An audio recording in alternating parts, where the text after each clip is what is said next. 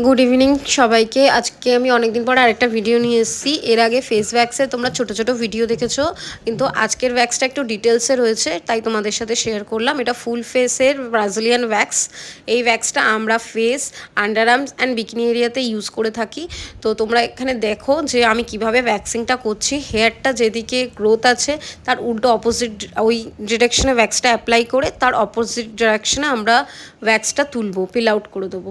ঠিক আছে, তো তোমরা এটা ফেসেও ইউজ করতে পারো। এটা অনেকে স্প্যাচুলা দিয়ে করে, কিন্তু আমি এটা স্প্যাচুলা দিয়ে মুখে এই জন্যই করছি না, কারণ স্প্যাচুলা দিয়ে করলে আমি গ্রিপটা ঠিক বুঝতে পারি না, আর ভ্যাক্সটা কতটা গরম রয়েছে সেটাও আমি বুঝতে পারবো না। আর যদি আমি হাত দিয়ে করি তাহলে কি আমি গরমটা বুঝতে পারবো। ক্লায়েন্টের ফেসে দিলে ক্লায়েন্টের ফেস জ্বলেও যাবে না, পুড়েও যাবে না, আর পিলও হবে না যদি আমি হাত দিয়ে করে থাকি। তোমরাও হাত দিয়ে একবার ট্রাই করো, তোমাদেরও দেখবে অনেকটা সুবিধা হবে। আর যেসব ছোট ছোট ফেসের মধ্যে হেয়ার রয়েছে ওইগুলো তুমি ভালো করে রিমুভ করতে পারবে যদি তুমি হাত দিয়ে করতে পারো। ঠিক আছে, এভাবে একবার ট্রাই করে দেখো।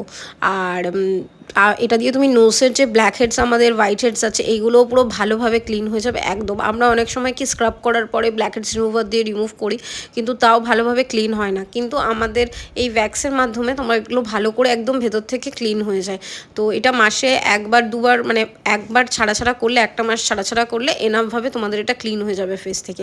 আবার এটা তুমি যদি পরপর মাস করো তাহলে কিন্তু এটা ক্লিন হবে না ব্ল্যাক হেডসগুলো ভ্যাক্সের সাহায্যে। তো ভিডিওটা ভালো লেগে থাকলে প্লিজ লাইক করো, কমেন্ট